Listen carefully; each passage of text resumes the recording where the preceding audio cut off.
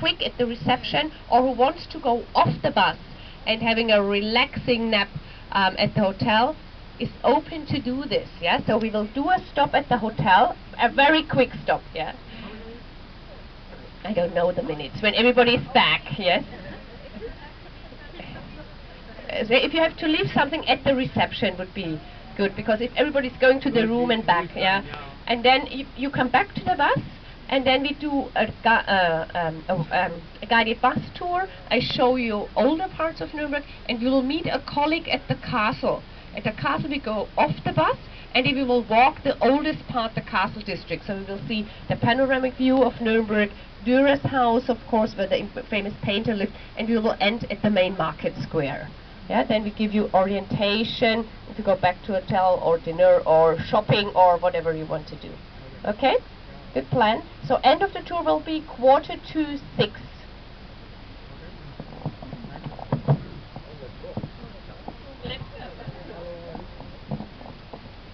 So here this area was foreseen for the holding of the Nazi Party rallies. So big mass events with over 1.2 million spectators and participants coming to Nuremberg. The street, which is today used as parking lot, was one of the parade streets, over 2 kilometers long, and on the right hand side you can still see the stairs and steps for the spectators here. And the people were walking from direction of Old Nuremberg to direction of Third Reich, New Germany. This was the idea. Beyond the street there was foreseen a huge stadium where planes could land. This was never completed. Another stadium where today the fairgrounds is was foreseen for 400,000 people, because Adolf Hitler said Olympic Games forever in Nuremberg to make, and so they needed a big stadium, but also here only some foundations were made. The whole area was foreseen by architect Albert Speer for 11 square kilometers, 8 square miles. And if you now look to the left, you see this long, very long street, and this was foreseen as one of the parade streets for these marchings. The marchings in Nuremberg was very important for the dictatorship. Here the people, they wanted to get them into line, they wanted to brainwash them and to keep them into the system of the Nazis. These rallies were only held 6 days in September, and the last rallies here in Nuremberg were held 38. So when you see black and white documentation of big marchings, you always see Nuremberg. And it was broadcasted on the radios, so every family owned a receiver, a people's receiver call, which they had to buy. It was not for free. And there were also movies made, like Triumph of the Will by Leni Riefenstahl here in Nuremberg, and they were shown in the cinema. So not only this 1.2 million in Nuremberg were reached by these dogmatic shows here, it was also for the whole people of Germany and even abroad. They used fireworks, they used fire bowls, they used loudspeakers. It was a mass event to impress the people and to brainwash them, to keep them into line. For this 1.2 million, which tripled the size of Nuremberg, Nuremberg counted at these times 400,000 people. They needed a lot of hotels, so there were not enough hotels. And what you see here on the right hand side, industrial buildings today, mail service of Germany, for example, Hertz, the rental cars are here. Grundig was also here. These were the campgrounds. These were the campgrounds. So most people stayed in tents during the rallies. There were also used schoolhouses at this time for overnight staying. So the Nuremberg children had longer holidays than other children in Germany. But when they came back to their schoolhouses, then they saw that it was really destroyed and devastated. The people came back with very aggressive mood, because they were the German soldiers. They were very aggressive. They were very powerful. So when they went back to the schoolhouses, then they started to throw the doors out of the window, to jump on the tables, to use the blackboards for other things. So the schoolhouses were really in bad state when the school pupils came back. at this time. So very aggressive atmosphere, testosterone atmosphere, one historian said. On the left-hand side you can see the soccer stadium of Nuernberg. The Nuernberg soccer team is not playing very well right now. It's in second league. The soccer stadium is dating back to the 20s, and during the rallies it was used for the presentations of the Hitler Youth. The Hitler Youth made here sports events, but not normal sports competition. It was running with backpack, swimming with clothes, for example, and throwing grenades. So they were also prepared for the war, trained to be soldiers. And now on our left-hand side, we approach Zeppelin Arena, first here from the back side. We see the center stage here to our left-hand side, and when we turn on our right-hand side you can see railway lines. They had to transport 1.2 million people to Nuernberg, and so they used the railways. There was one railway station, one stop brought here, and so people could come out of the railways and go directly to the rallies. You see it's covered with this white stone, the travertine stone here, and the building today is also a ruin. It was used 37 and 38 because it took about 5 years to construct it. 33 the first plans were made by Albert Speer for these rally grounds. 6 days in September, this meant 6 different stadiums they wanted to have. So also here you see these crazy mad ideas, and every stadium would have been used only once during the rallies. It meant once a year then.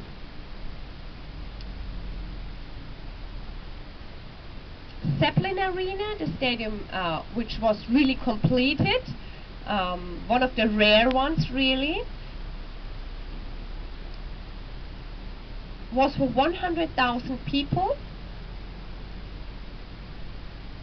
And on the right hand side, which you will see closer also afterwards, but for the first impression you can see the Colosseum. The Colosseum focusing for 60,000 people, and they wanted to have a glass roof on top. The Colosseum was never completed. We will come closer on our tour.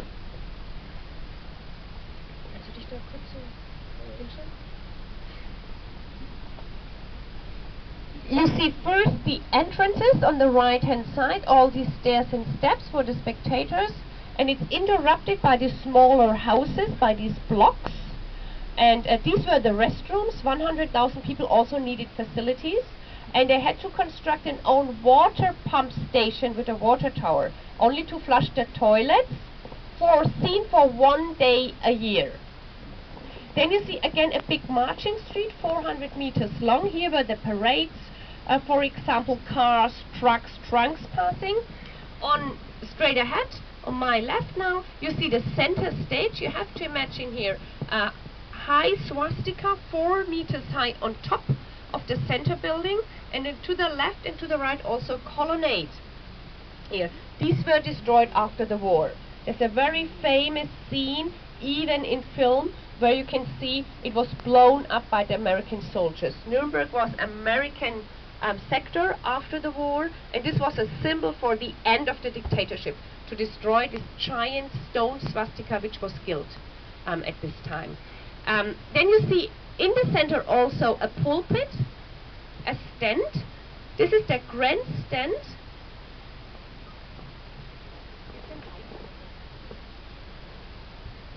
So, better?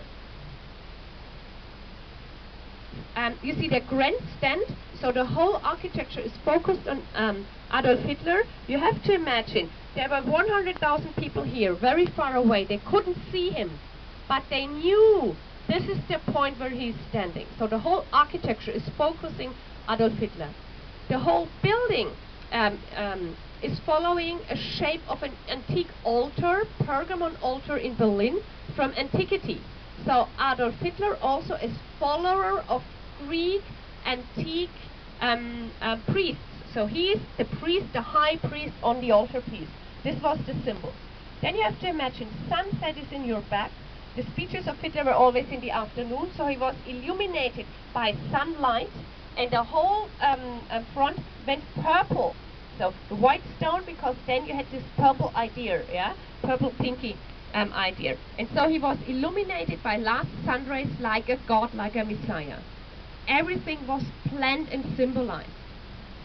Then you see to your back here the stairs and steps for the spectators, and then the grounds for the presentations. There were only one presentation from girls. It was gymnastics in white dress, because girls had to be good housewives, women out of the job, go home having a lot of children. 5 children, you got a bronze needle. 6 children, you got a silver needle. 7 children, you got a gold needle.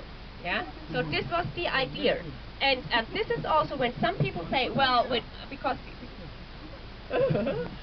the unemployment rate in Nuernberg was 35%, in Germany was 35%, 33. So unemployment meant starving at this time. When women go out of the job, there is more employment for men. So it was a trick to fake the unemployment rate. Yeah. So also you see here how the system faked really the facade. The rest were really only men, soldiers. It was preparing the war. It was aggressive here, and the atmosphere. It was not nice and peaceful, yeah, like Olympic Games or something else.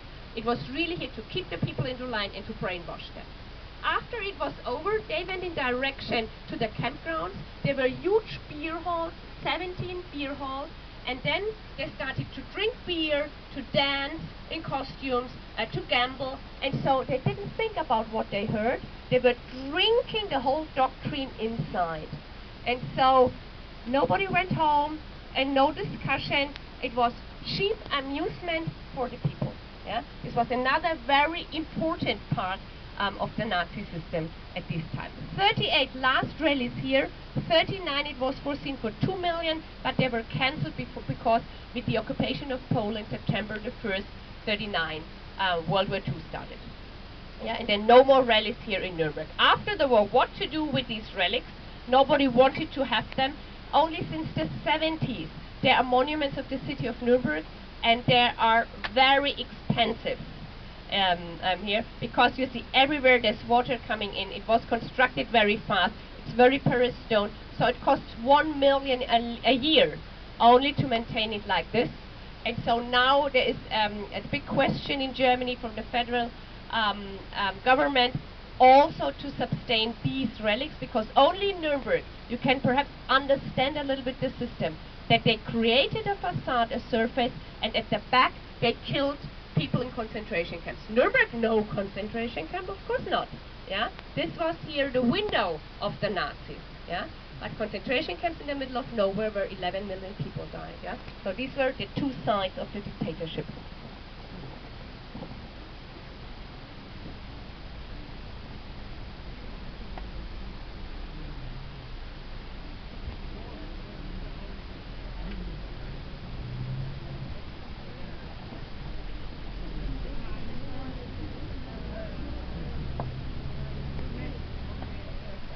How is the area used today? So only these two big stadiums are in ruins, still maintained.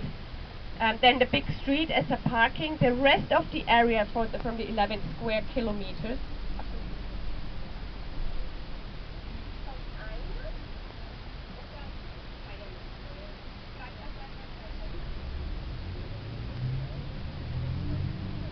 So there's industries, there's a big residential area, a suburb of Nuremberg, Langwasser with 50,000 people living here. Here's also the sports area with the stadium for soccer. The ice rink is here in the area. During summertime there's a big rock festival here in these stadiums called Rock im Park, where over 50 rock bands are playing music 3 days for young people. In this area. There's also amusement centers, so roller coasters in September. So it's used really for entertainment and leisure time. So doing a walk on Saturdays or Sundays, or having a barbecue outside, this is the area for it. It's a green lung of Nuremberg today.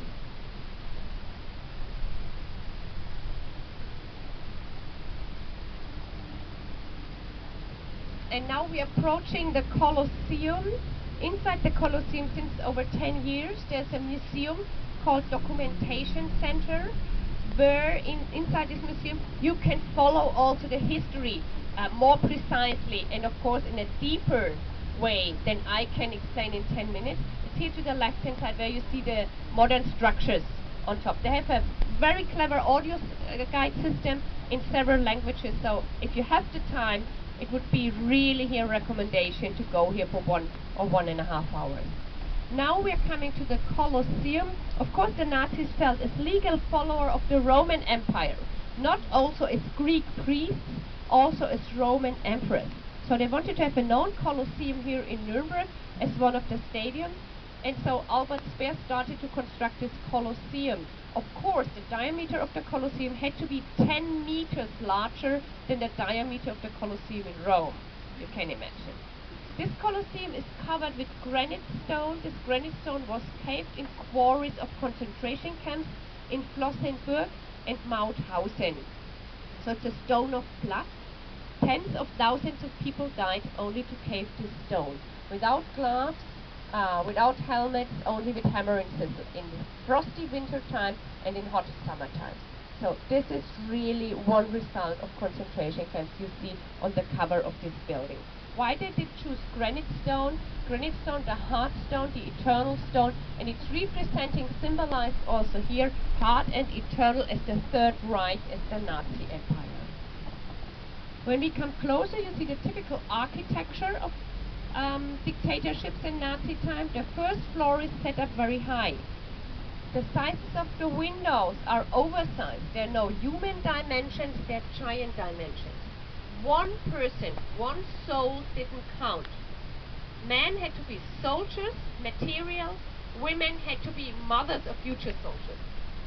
So one soul didn't count, only the mass counted at this time. And so you feel lonely, you feel very small compared with the building.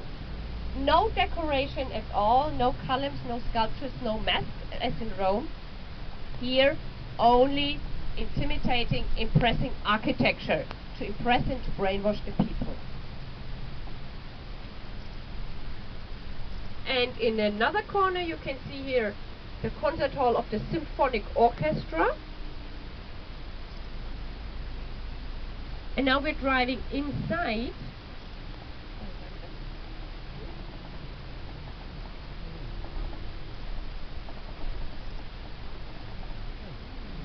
And now you see the ruin of the time. They left the building as you see it now. It was never completed. You have to imagine a glass roof on top, 1/3 higher erection, 1/3 higher the building here with columns, and then a glass roof on top. And we're also missing the steps and stairs for the spectators, the stands, which would have been like in a theater going down to the center. 60,000 seats here. In this horseshoe shape you see now are only the staircases. 60,000 people they wanted to bring in 10 minutes, and they wanted to empty the building in 10 minutes for the mass impression. The foundations are 3 teams deeper than the building is high, because we are here in very marshy ground. And Adolf Hitler's pulpit grandstand would have been where we came in, where the gate is. And also here, why did they want a glass roof? Because during the speech of Adolf Hitler in the afternoon, the last sun rays would touch him like the Messiah of Germany and the world, as they expressed it. This building was never completed. We're here in a ruin of the time. They worked here 18 months, also with forced labor.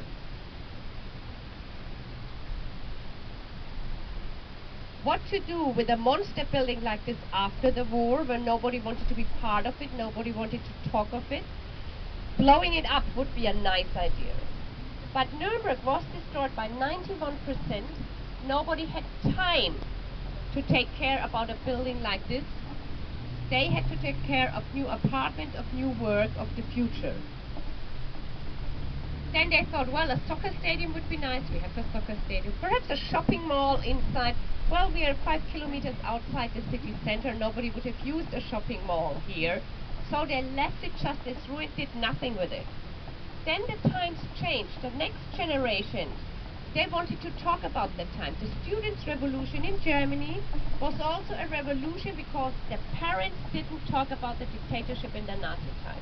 One of the big questions in these times were you, like my father, also part of the system in the 60s? And so the 60s student revolution changed the mind. And so since 71, it's monument of the city of Nuernberg. And also since the end of the 60s, the first time that in history lesson the dictatorship was mentioned. Before, like my mother told me, her history lessons ended in 19th century with 1870. No World War I, no World War II. And this changed also at the end of the 60s, and today 1/3 of all history lessons is 20th century. You can't understand World War II without World War I, and also the Cold War afterwards. Every school student in Germany is obliged to go once in a concentration camp or in a documentation center, which you see here. So information is the idea. We can't change what happens. Yeah. The only thing, and especially for the guys here in Nuernberg, is let's talk about it. Let's show that perhaps something like this would never happen again. And this is also the idea of Nuernberg today, to talk about these relics of this really brutal and black period.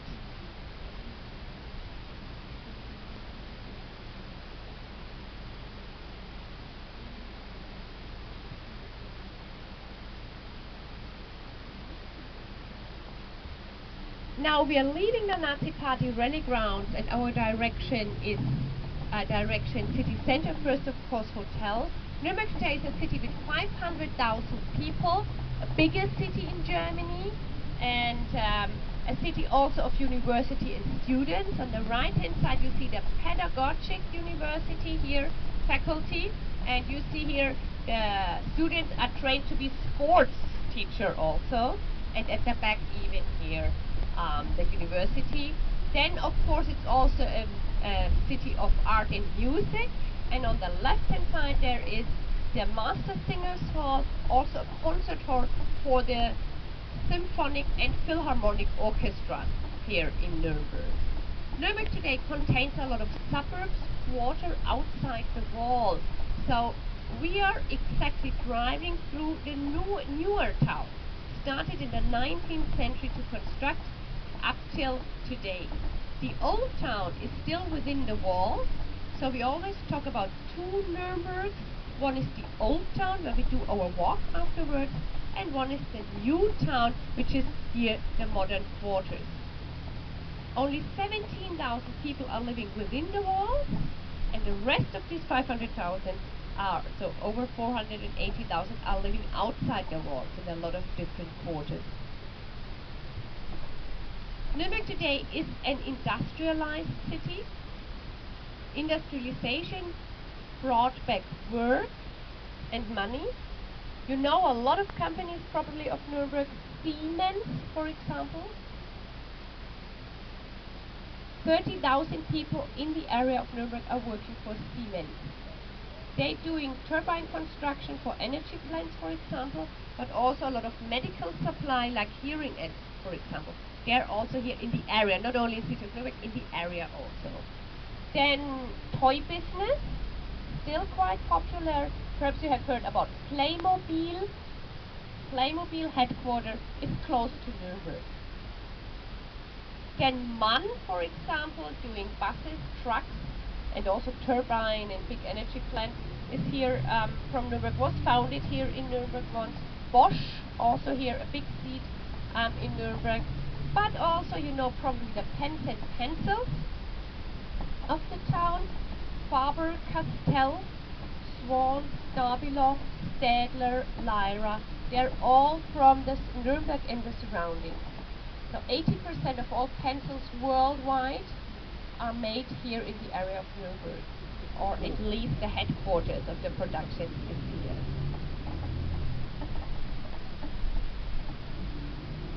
After the war, in the vicinity of Nuremberg, another company, two companies were founded. You have heard probably of Adidas and Puma.